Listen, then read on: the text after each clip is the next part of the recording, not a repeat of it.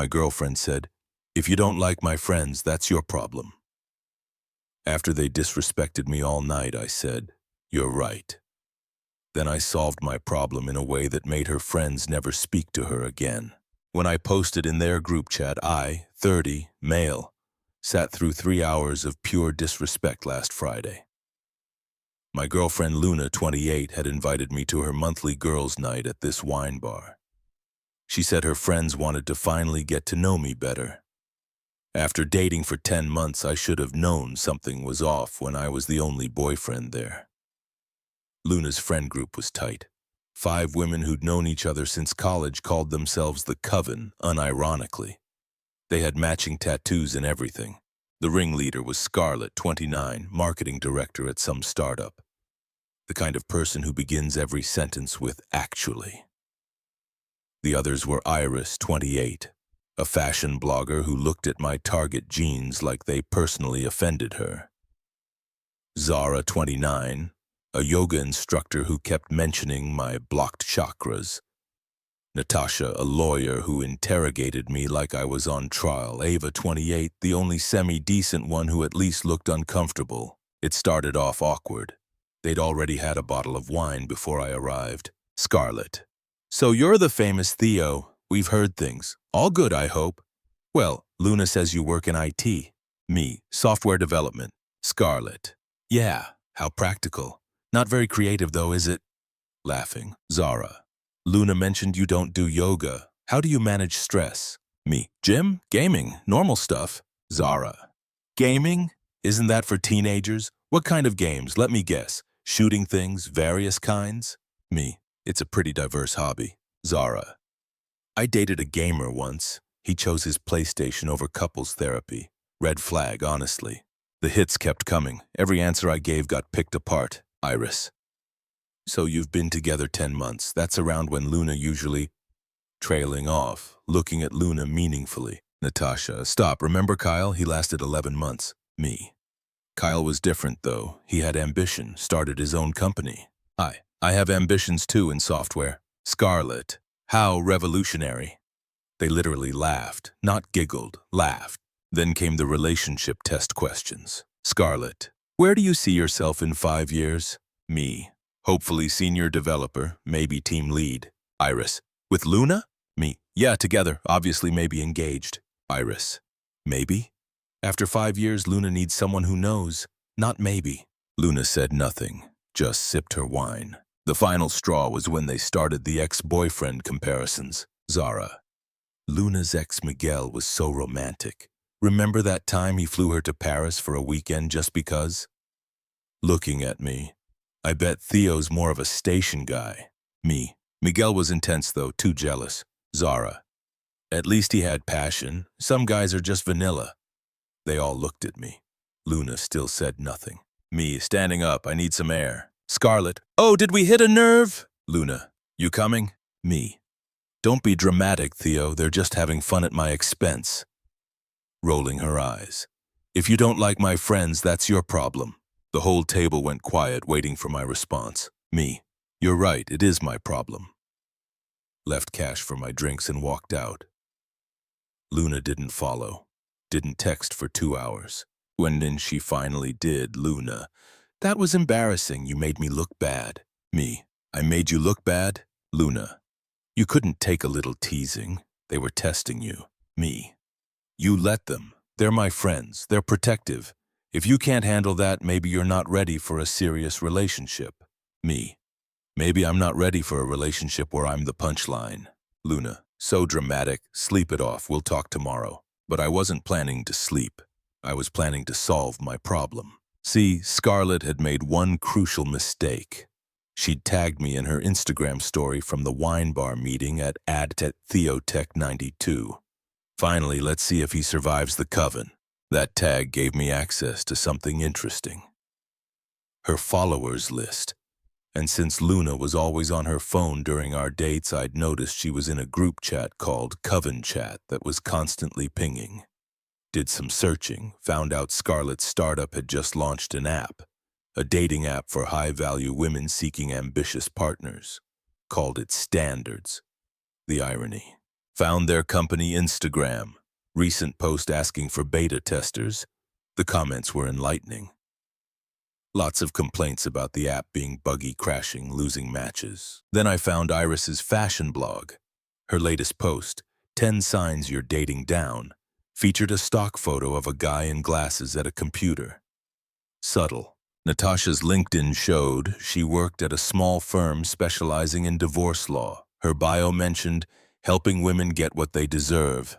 Zara's yoga studio Instagram was full of inspirational quotes about knowing your worth and not settling. Started screenshotting everything, building a file, not for revenge, for clarity. Saturday morning, Luna showed up at my apartment. Luna, we need to talk about last night. Me, okay. Luna, my friends think you're too sensitive. Me, maybe your friends think I'm beneath you.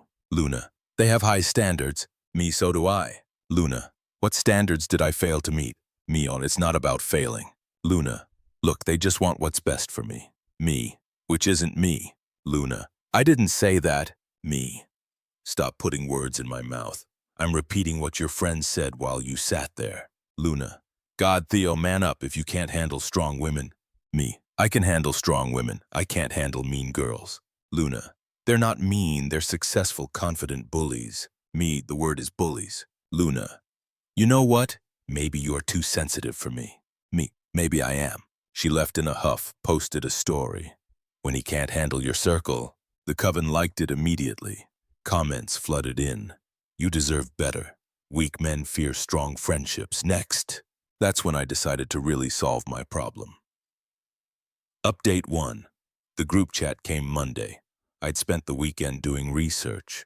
Amazing what people post publicly when they think they're untouchable. Found Scarlett's Venmo, public transactions. Lots of charges to Luna. Your share of Miguel's B-Day gift, dated 3 months ago when Luna and I were already dating. Interesting. I found old tweets from Iris complaining about her ex leaving her for some basic girl who probably shops at Target. The projection was real, but the gold mine was Zara's old blog. Before she became a yoga guru, she had a personal blog called Confessions of a Side Chick. Deleted, but Wayback Machine is forever.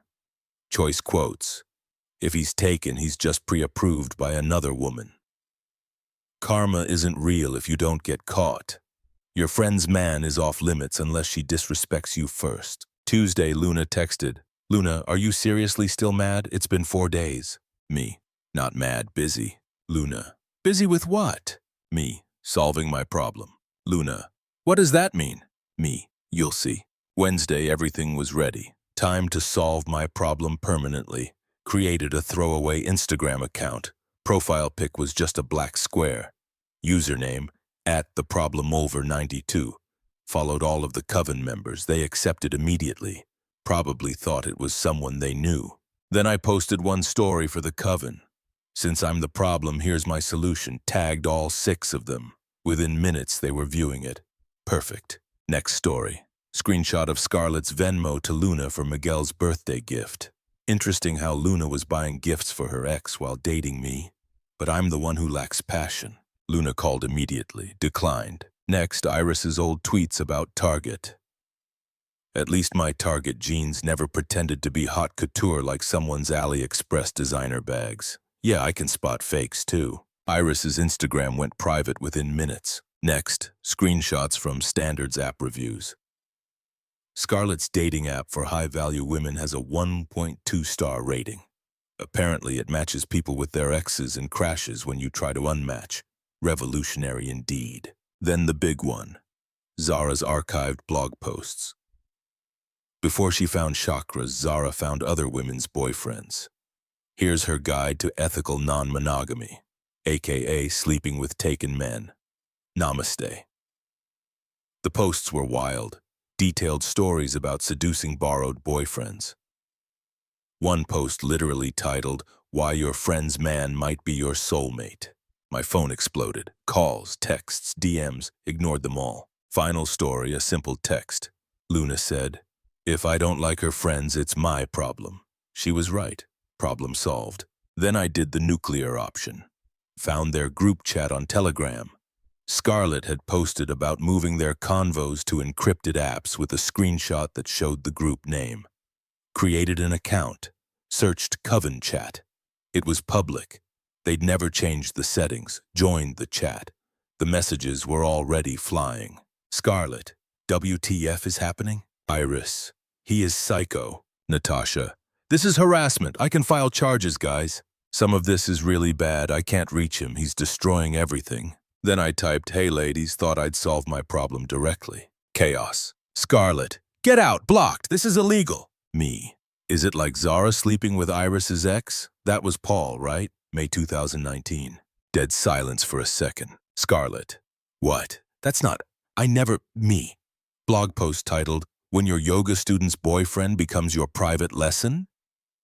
Ring any bells? Zara. What the actual... Scarlett. Borrowing money from Luna for her startup but spending it on that Miami trip? Me. What money? Ask her about the $3K investment that bought her those first-class tickets. That was a business trip. Me. To a music festival. The chat exploded. They turned on each other instantly. Zara. While we're sharing, Scarlett tried to hit on my boyfriend at the Christmas party. Scarlett. You were divorced. He was fair game. Zara. We were separated. Me. This is why I don't tell you guys anything anymore. Zara. You slept with Paul. Scarlett. It was years ago and you were broken up for a week. Me. Anyway, problem solved. Luna, your friends are exactly who I thought they were. Good luck with that. Left the chat, turned off my phone, went to the gym, came back to 147 missed calls. Update 2, the fallout. Thursday morning, Luna was at my door. Looked like she hadn't slept. Luna. Open up, I know you're there. I let her in. She looked rough. Luna. You destroyed my friend group. Me. I posted facts. Luna. They destroyed themselves. Me. Zara and Iris aren't speaking. Scarlett's being sued by her co-founder for misusing funds. Natasha's ex-husband is reopening their divorce settlement. Sounds like their problems. Luna. You caused this. Me. No, their actions caused this. I just shed light. Luna. That blog was from years ago. The money thing was between friends. You had no right. Me. I had no right? Like they had no right to humiliate me for 3 hours? Luna. That was different. They were looking out for me by comparing me to your ex, who you were still buying gifts for. Me.